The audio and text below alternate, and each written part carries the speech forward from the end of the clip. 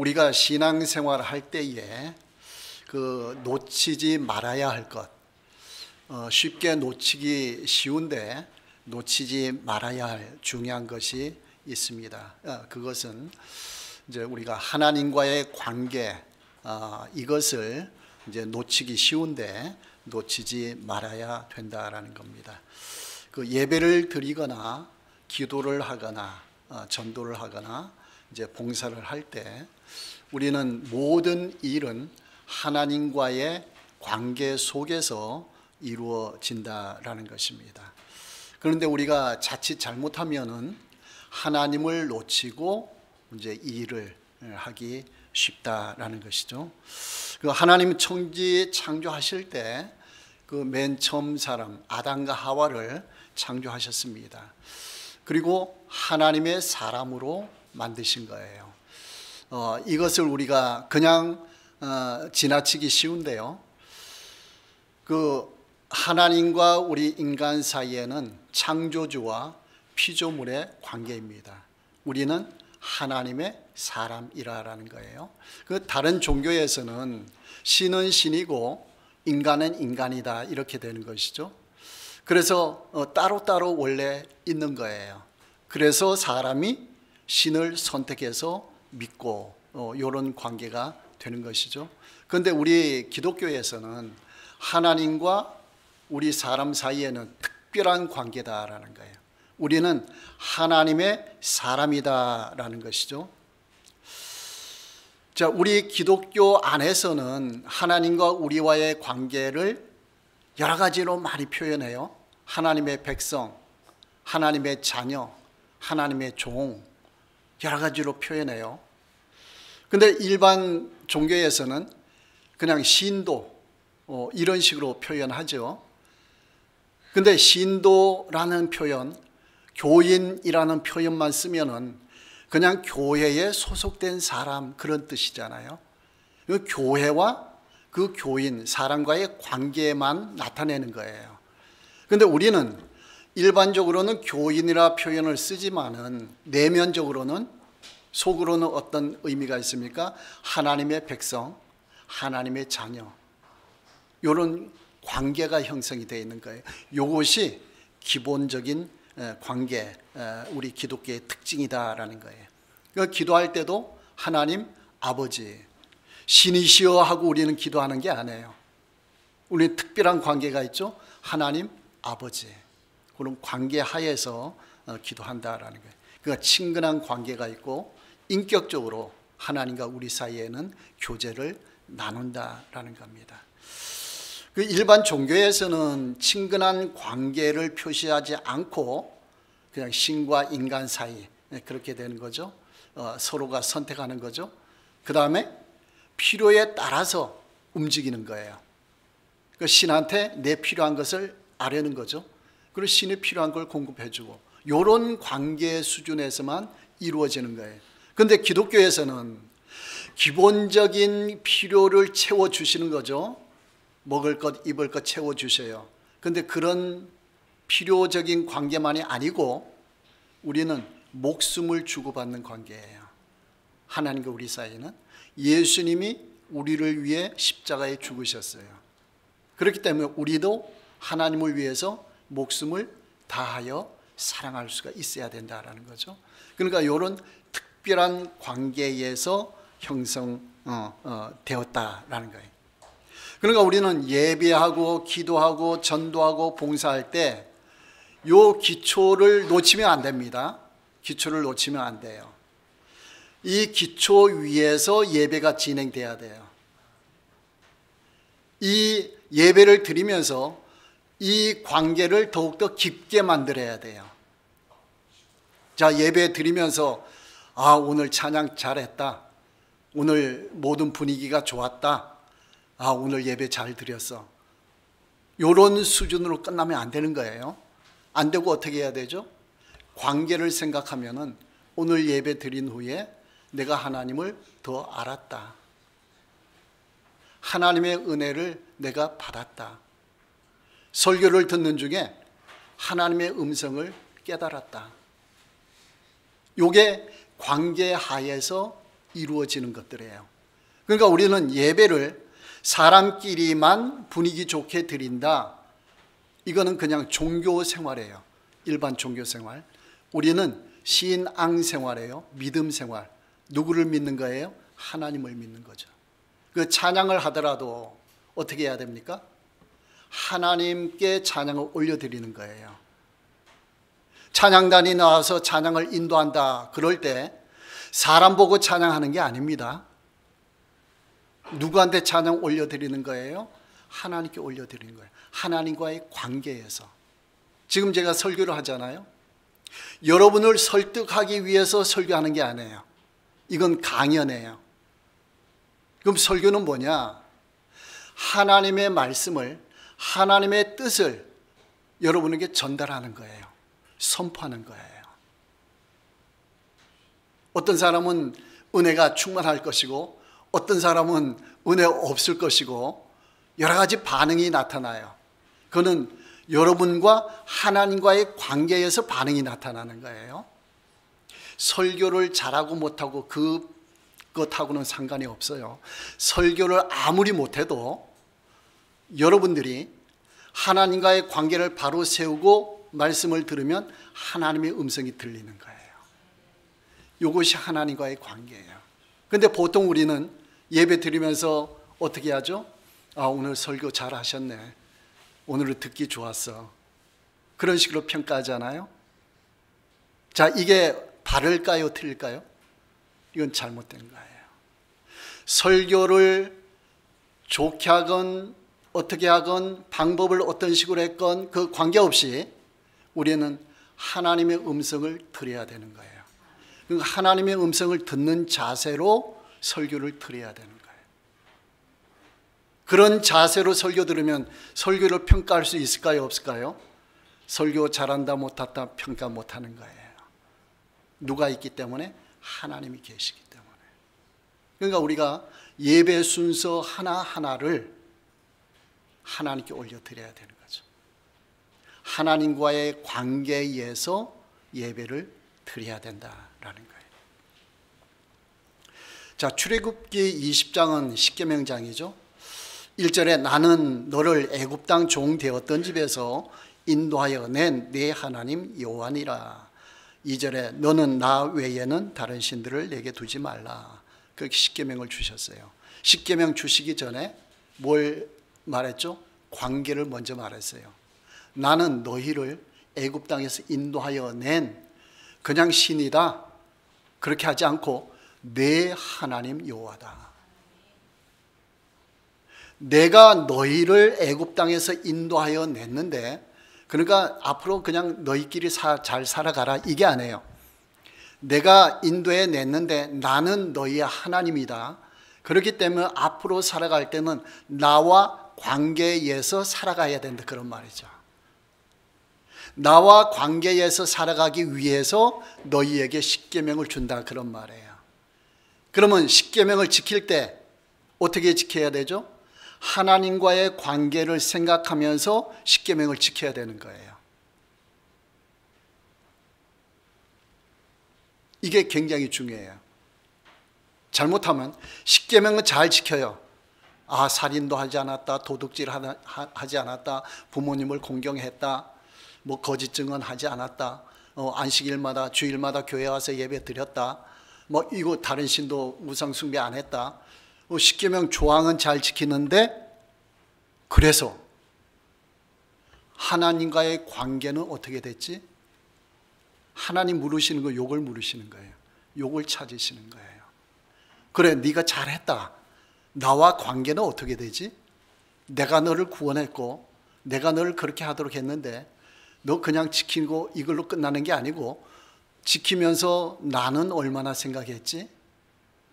하나님이 이걸 보시는 거예요. 이 부분을. 그러니까 우리가 교회 나와서 지금 예배를 드리잖아요. 사람은 누가 나왔구나 안 나왔구나 서로가 이걸 보잖아요. 오늘은 많이 나오셨네, 오늘은 적게 나오셨네, 이런 걸 보잖아요. 그런데 하나님은 중심을 보시죠. 어떤 마음 자세로 지금 앉아 있지? 지금 설교를 들을 때 어떤 마음 자세로 지금 설교를 듣고 있지? 그냥 목사님 설교만 들으려고 애쓰나? 아니면은 하나님의 음성, 내 음성을 들으려고 애쓰나? 설교만 들으려고 애쓰면은 인간끼리의 관계예요. 강연으로 끝나는 거예요. 그 종교 집단이에요. 하나님의 음성을 들으려고 하면은 믿음이에요. 신앙생활인 거예요. 하나님은 욕을 원하신다라는 거예요. 이걸 원하신다. 자, 하나님과 이스라엘 백성은 그 약속을 했죠. 언약을 체결했어요. 그때부터는 하나님이 이스라엘 백성을 보호할 책임이 있는 거예요. 그 다음에 이스라엘 백성은 하나님께 순종할 의무가 있는 거죠. 그 순종하는 기준이 십계명과 율법들, 이 하나님 말씀이 된다라는 거예요. 그래서 1계명, 2계명, 다른 신 섬기지 말라, 우상 숭배하지 말라, 이걸 범하면 왜 이걸 범하지 말아야 될까요? 1계명, 2계명, 10계명을 지금 설명한 대로 이걸 범하면 하나님과의 관계가 깨지기 때문에 그래요. 이게 중요한 거예요. 그래서 이스라엘 백성이 우상 섬기고 다른 신을 섬길 때 하나님이 뭐라 그랬어요?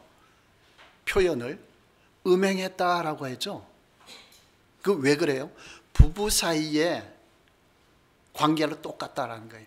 나와 너는 특별한 관계, 언약을 약속을 했다. 근데 나를 버리고 다른 신을 섬기면 부부 관계는 똑같다. 그래서 그 표현을 영적으로 음행했다 그렇게 하는 거예요. 나만 섬겨라 그거예요. 나만 섬겨라. 그런 의미로 그런 표현을 합니다. 자, 그럼 1계명에서 4계명이 하나님과의 관계죠. 그럼 그걸 어기면 하나님과의 관계가 깨지는 건 당연한 것이에요. 근데 5계명부터 10번째 계명, 10계명까지 요 계명, 사람과의 관계 계명을 깨면은 하나님과의 관계는 어떻게 될까요? 깨질까요? 아니면 사람만의 관계가 깨질까요? 하나님과의 관계도 깨지는 거예요. 왜 그렇죠? 첫 번째는 하나님이 그렇게 하지 말라고 법을 주신 거예요. 율법을. 법의 제정자예요. 법의 제정자인데 그 법을 어기면 일단 어떤 법을 어겼든지 법 제정자를 무시하는 거예요. 그렇죠? 명령을 거역한 거예요. 그렇기 때문에 하나님과의 관계가 깨지는 것이고, 그 다음에 두 번째는 사람과의 관계를 한다 할지라도 다른 사람도 하나님의 형상으로 창조를 받은 사람들이에요. 그러니까 그 사람들을 다치게 하면은 하나님의 형상을 다치게 하는 거예요. 해치는 거예요. 그렇기 때문에 하나님과의 관계가 깨지는 거예요. 그러니까 하나님과의 관계에 관한 계명을 어기든지 사람과의 관계의 계명을 어기든지 하여간에 율법을 어기면 하나님과의 관계는 깨진다라는 거예요. 단절된다라는 거예요. 그러니까 우리가 십계명을 지킨다, 율법 지킨다, 말씀을 지킨다 할 때 가장 중요시해야 되는 것은 하나님과의 관계가 깨지는 것, 이것을 조심해야 된다는 거예요. 이게 가장 기본적으로 지켜야 될 규칙이다라는 겁니다. 자, 다윗이 밧세바와 동침하고 나단 선지자의 책망을 받았어요. 그러면서 회개 기도하는 거예요. 엄청 회개 기도하는데 그 시편 51편이 그 내용이 전체 나오거든요. 그 회개 기도하는 내용 중에 다윗이 중요시하는 게 있어요. 그 10절에서 12절 보면요. 하나님이여 내 속에 정한 마음을 창조하시고 내 안에 정직한 영을 새롭게 하소서. 나를 주 앞에서 쫓아내지 마시며 주의 성령을 내게서 거두지 마소서. 주의 구원의 즐거움을 내게 회복시켜 주시고 자원하는 심령을 주사 나를 붙드소서. 이렇게 기도했어요. 하나님과의 관계가 성령이 내게서 끊어지지 않도록 하나님 나를 지켜주십시오. 단순히 그 사건만 잘 해결되면 모든 게 끝났다 이게 아니고 내가 그 사건 속에서 하나님과의 관계가 단절되는데 하나님 이거 회복시켜 주십시오. 이게 끝나면 나는 모든 게 끝납니다. 내 인생은 끝나는 겁니다. 그렇게 지금 기도를 했다라는 거예요. 그러니까 우리 믿는 자들이 범죄할 때는 기본적으로 무엇이 깔려 있는 거 아니에요? 하나님과의 관계에 문제가 있을 때 일어나는 거예요. 하나님을 믿지 못하고 불신할 때에. 자, 이스라엘 백성들이 출애굽했잖아요. 홍해가 가로막혀 있었어요. 뒤에는 그 애국 군대가 쫓아와요. 그러니까 진퇴양난이죠. 갇혀 있는 거잖아요. 이제 죽게 되는 거예요. 그때 이스라엘 백성이 어떻게 했어요? 원망불평했어요. 모세한테. 왜 우리를 여기서 데려와서 광야에서 죽게 했느냐? 우리가 광야 애굽에서 그냥 종살이 하면서 살려고 하지 않았느냐? 왜 여기 와서 죽게 하느냐? 막 원망불평했어요. 하나님을 불신한 거예요. 10가지 재앙을 통해서 하나님은 전능하신 하나님이다 믿을 수가 있잖아요. 근데 그걸 믿지를 못하는 거예요. 근데 모세는 어떻게 했죠? 가만히 있으라. 여러분 불평하지 마시고 가만히 있으십시오. 오늘 하나님께서 역사하실 겁니다. 그것을 보십시오. 그러니까 우리가 범죄로 가는 것은 하나님을 불신하기 때문에 원망 불평이 나오고 그쪽 범죄 쪽으로 간다라는 거예요. 자, 시내산에 왔어요. 시내산 밑에서 모세는 하나님 만나러 시내산 올라갔어요. 꼭대기로 40일 동안 모세가 안 내려오는 거예요. 이스라엘 백성이 불안해요. 야, 모세가 안 내려온다. 우리를 여기까지 인도한 신 이거 어디 갔지? 어떻게 되는 거야? 불안해하니까 아론에게 우리 신을 만들자 그랬잖아요. 그래서 금붙이 다 가지고 와서 금송아지 만들었잖아요. 이것이 너희를 애굽에서 인도하여 낸 신이다 그렇게 했어요. 하나님의 진노가 임했죠. 불안하니까 이게 막 가는 범죄로 가는 거예요. 계명을 어기는 거예요. 하나님을 신뢰하지 못하니까 하나님이 애굽에서 나오게 하시고 애굽 군대도 물리치시고 홍해를 가르고 여기까지 오게 하셨다. 그러면 하나님이 우리를 인도해 주실 거야. 가나안 땅까지 데리고 가실 거야. 그런 믿음이 있어야 되잖아요. 그 믿음이 사라지니까 이게 범죄로 가는 거예요. 하나님을 떠나가는 거예요. 그 다음에 또 가나안 땅 그 1년 3개월 만에 가데스 바네아 가나안 땅 바로 밑까지 갔잖아요. 12정탐꾼 보냈잖아요. 그때 어떻게 했습니까? 우리 올라가지 못한다고. 저 사람들은 너무 강하다고 그랬잖아요. 그러니까 어떻게 했어요? 요수아와 갈렙은 아니다. 하나님은 우리와 함께 하신다. 올라가자. 근데 10정탐꾼의 말을 듣고 이스라엘 백성이 원망 불평했어요. 그래 하나님이 40년 정확하게 38년 광야 그냥 생활하도록 출애굽 1세대가 광야에서 다 죽도록 그렇게 한 거예요. 그리고 나서 이제 가나안 땅을 정복하게 되는 거죠. 여호수아 모세는 이제 가나안 땅에서 그 광야에서 죽고 여호수아를 통해서 여리고성 점령할 때 어떻게 했습니까? 하나님께서 뺑뺑 돌라고 했죠. 그냥 전쟁하는 게 아니고 그냥 돌아다녀라. 하루에 한 번씩. 7째 날은 7바퀴 돌아라. 그러면서 뭐라고 말씀하셨죠?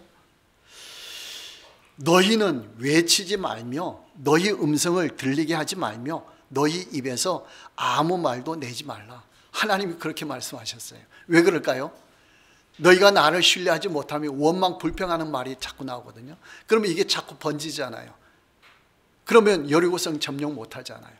하나님이 역사하시는데 원망 불평하고 불신하게 되면은 이게 계획이 어그러지잖아요. 그러니까 아무 말 하지 말고 언약궤를 따라서 계속 돌아라. 내가 너희와 함께한다. 자, 이스라엘 백성이 그대로 했어요, 안 했어요? 했어요. 마지막 날은 7바퀴 돌았어요. 그랬더니 누가 역사하셨습니까? 하나님께서. 그리고 여리고성은 안에서 밖으로 무너졌다 그래요. 지금 고고학적으로 발견해 보면은 누가 그렇게 하신 거예요? 하나님께서 하신 거죠. 이스라엘 백성은 가만히 있었는데 하나님을 신뢰하니까 역사가 일어나는 거죠. 원망하고 불신하니까 자꾸 범죄의 길로, 원망 불평의 길로 가게 된다라는 거예요. 그래서 이 분열 왕국 시대의 선지자들, 가장 처음에 기록된 이사야서, 거기에 보면 하나님 마음, 지난 시간에도 하나님 마음 우리가 살펴보았죠. 이사야 43장 10절에서 15절 보면은 동일한 비슷한 내용이 나오고 있어요. 나 여호와가 말하노라. 너희는 나의 증인, 나의 종으로 택함을 입었나니 이는 너희가 나를 알고 믿으며 내가 그인 줄 깨닫게 하려 함이라 했습니다. 그냥 우리가 하나님 믿는 게 아니에요. 그냥 막연하게 신이 있을 거야 이렇게 믿는 게 아니에요. 하나님은 성경에 나는 이런 하나님이다 정확하게 기록했어요. 이스라엘 백성을 통해서 다 데리고 다니면서 역사를 일으켜 주셨어요. 그러니까 이스라엘 백성은 나의 증인이다 라는 거예요. 너희가 내 증인이다. 내가 어떤 신인지 증인이다 라는 거예요. 내가 알려주었으며 구원하였으며 보였고 너희 중에 다른 신이 없나니 그러므로 너희는 나의 증인이요 나는 하나님이니라. 나 외에 너희의 구원자가 없었다. 그걸 알지가 않느냐. 그러면 과연 태초로부터 나는 그이니, 이게 무슨 말이에요? 나는 영원한 신이다. 다른 신들은 다르다라는 게, 나만이 참 신이다, 그런 의미가 되는 거죠. 스스로 있는 자, 출애굽기에서 모세에게 말씀하셨죠. 나만이 참 신이시다. 내 손에서 건질 자가 없도다. 내가 행하리니 누가 막으리요. 이사야를 통해서 이스라엘 백성에게 주시는 말씀이에요. 그러면서 나는 너희의 거룩한 이요 이스라엘의 창조자요 너희의 왕이니라. 믿습니까? 오늘날 우리의 왕이시고 우리의 창조자시고 우리의 거룩하신 분이시다. 우리의 구원자이시다. 그렇죠?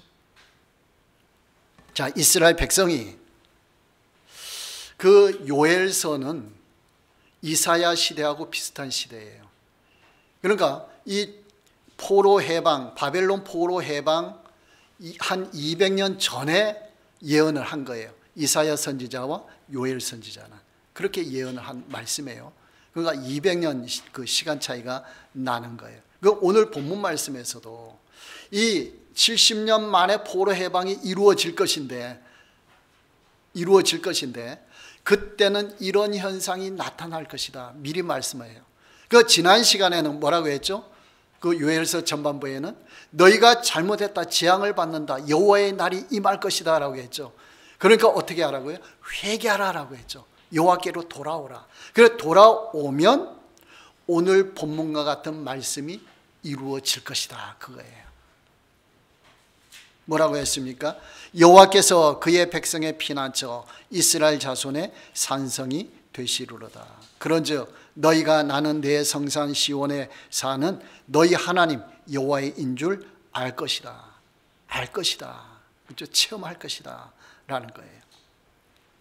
그러면서 젖과 꿀이 흐르는 땅으로 다시 만들어 줄 것이다.